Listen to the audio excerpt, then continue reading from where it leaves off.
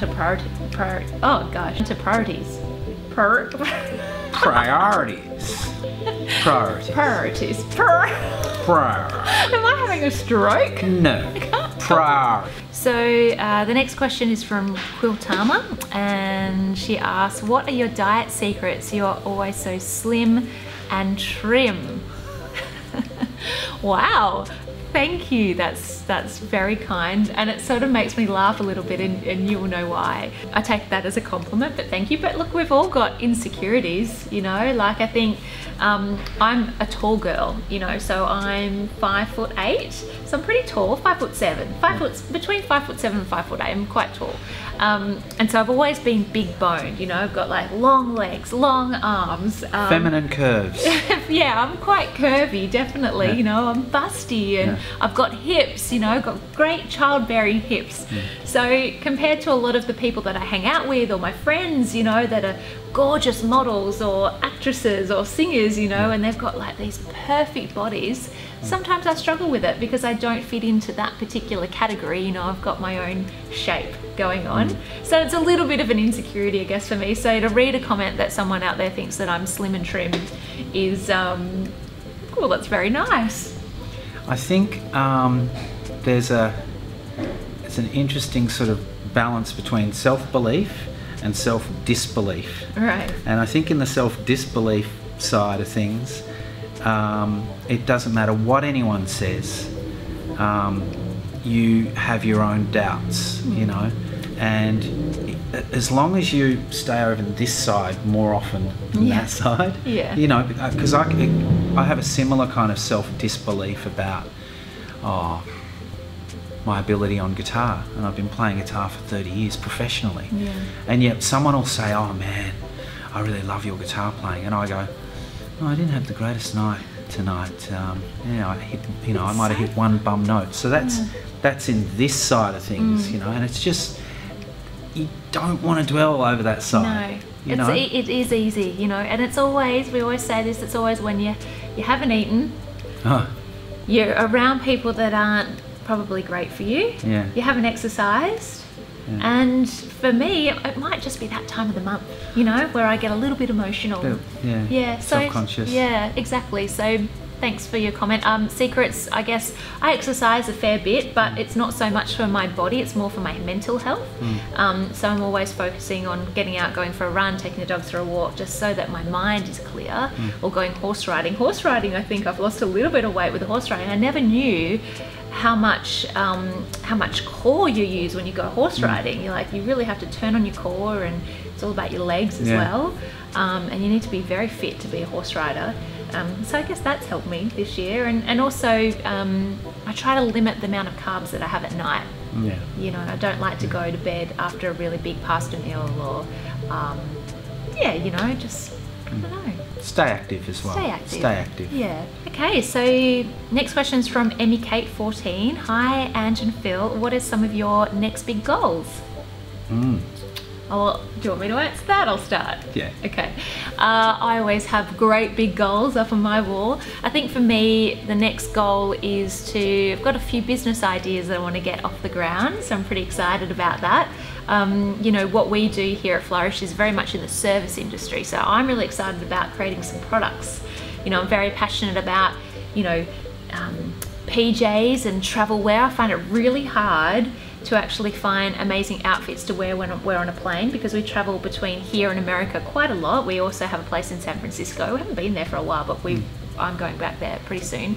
I find it hard to, you know, find outfits that are really comfortable to wear on a plane, but don't look kind of uncool at the same time. You know, stylish travel wear and also sleepwear is something that I'm really passionate about. So I'm starting to do some work in that little area. I'm not going to say too much about it, but I'm pretty excited to get that business off the ground. And then the other business that I'm very passionate about getting off the ground is an online learning platform for women, for 16 to 26-year-old women, which helps and encourages them to have the tools in their life or access to the right mentors. I found it really hard when I was 16 or when I was at school, or even going through university, really hard to find women that I could connect with and be mentored by. So that's something that I'm sort of working on. So there's a couple of business goals that I've set for myself, but also on a personal level, we want to buy another property, which is pretty exciting. So very keen to buy some land so that Marco, our gorgeous horse, my gorgeous horse, can come and live with us. And I'm very keen to, you know, have some sheep and some chooks and a country estate, really. That's my goal. Feels a bit like, oh gosh, really, that's so much work. I don't think you quite realise how much work that is. We just hire people to help us. That's my goal. Yeah. And then obviously a personal goal is probably to start a family at some point, right? We've been speaking about that for a long time, and yeah, it's probably time to get started. Totally. Your goals, Phil? My goals are to create more time. Oh wow, when you've worked that out, can you let me know? Yeah.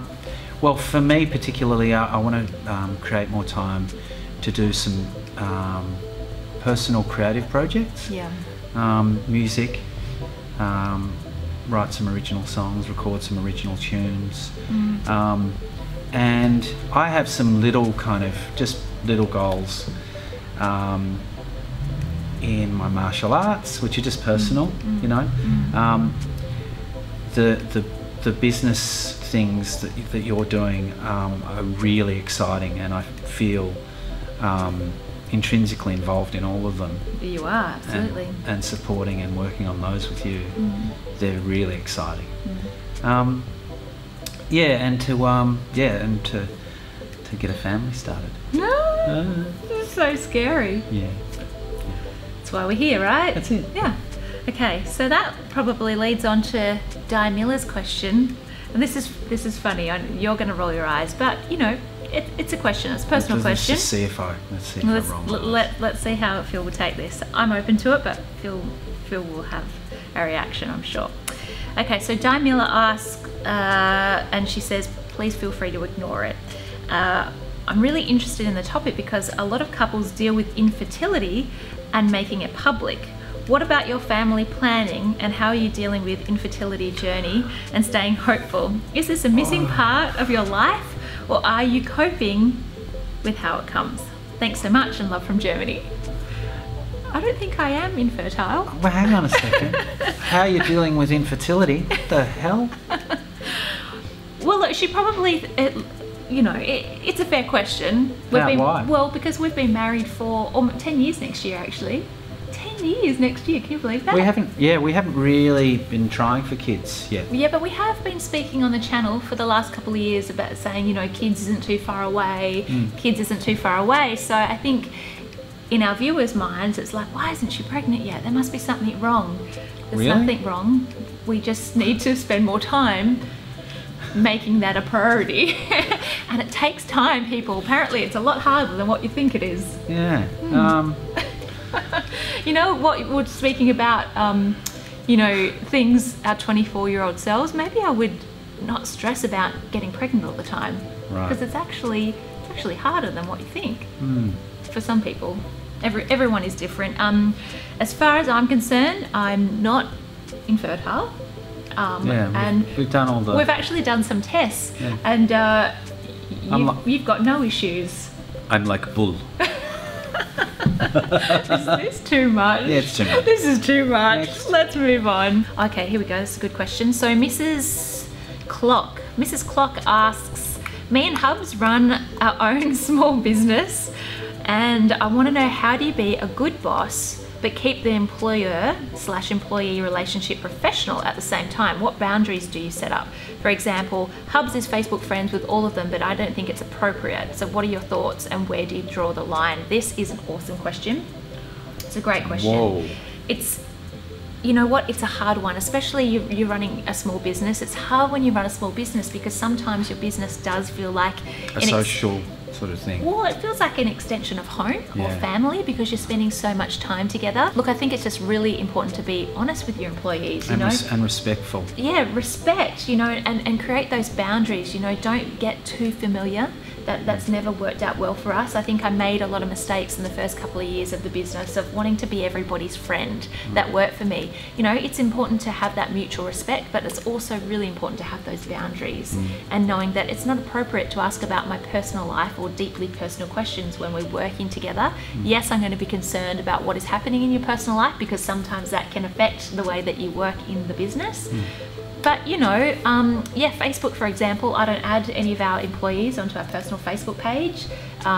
You know, we'll have a chat on Instagram because that feels like it's a more social, sort of social media account. But Facebook, that's where my friends and close friends and families, you know, sort of communicate on. So, yeah, I think it's about creating the boundaries that are right for you and also working it out. Every employee is different. You know, for example, Phil and I are going to New York for Christmas, which I'm so excited about. And one of my employees is going to be in New York at the same time. And so we're going to have Christmas Day with her and her beautiful partner. But we've got this really special bond and connection. But it's such a respectful relationship that we have. You know, I've sponsored her from Scotland and love her dearly, like she's my little sister. And so we have a beautiful relationship, but we never cross the line of what is appropriate. I guess I'm kind of like a mentor to her. But as long as there's mutual respect, and you've got to set that up from the very beginning. You know, if people are crossing the line or being inappropriate, you just got to pull them aside and be like, hey, you know what? That probably wasn't very cool and I'll tell you why. So give examples to employees as to why this particular incident wasn't really appropriate and you know, create a structure or a process so you can move on and create a great relationship. But yeah, boundaries is very important in business, especially with the employees. And it doesn't mean you have to be nasty or be hard, you know. No. It's, you know, it's case by case scenario, I think, depending on the person. Got anything to add? No, I think you've covered it all. Okay, good. Laura Totenay asks, she's obsessed with all the latest updates that Flourish has been going through. Right. Thank you. Would you ever consider running workshops in your new space, for example, across mindset, productivity and planning or small business branding? Well, that's funny, you should ask. Because we're actually sitting in the space where we are going to run some workshops. We're going to run some workshops on PR. We'll probably start with PR. And talking about, you know, how to get a head start in PR, or if you want to work in PR, we can definitely give you tips and tricks on the best way to get into the industry and how to, you know, get hired and how not to get fired within the industry. There's lots of tips that we can share. And then we're going to run some workshops for some small businesses as well that want to learn how to create their own PR campaigns and how to get publicity for their small business. And then I think down the track we'll probably offer some personal branding workshops, definitely around mindset, stress management. We'll bring in some experts and do some workshops around that. So yeah, I'm excited. Thanks for the question. Of course, we are based in Melbourne, so the workshops will be in Melbourne, but if they go really well, there's no reason why we can't, you know, tour them around. So yeah, we'll definitely let you know about the workshops. Actually, come over to my Instagram account. I'll link it below, and stay tuned because I'll definitely make some announcements over there on the workshops very soon. Yeah. Okay, so we're going to wrap up this video. We haven't even got through 10% of these questions, so let's make this a regular thing. Let's try to do like a Q&A video maybe once a month. You happy with that? Yeah. Can you commit to that, Phil? I can commit. Okay, you can commit. So leave a question below if you've got any questions. We'll try to get to your questions, and we'll film another video very soon. Yeah. Thanks for doing this with me, Phil. It's nice to have you on the little stage filming together again. It's been so long. Yeah. I'm embarrassing him. Thank you so much, guys, for tuning in. If you haven't subscribed, please do so, and leave a message below if you like this video and give us a thumbs up. Do the thumbs up sign, Phil. And we'll be sure to film another video for you very soon. And just have a great day wherever you are in the world, and we'll speak to you very soon. Bye. Bye.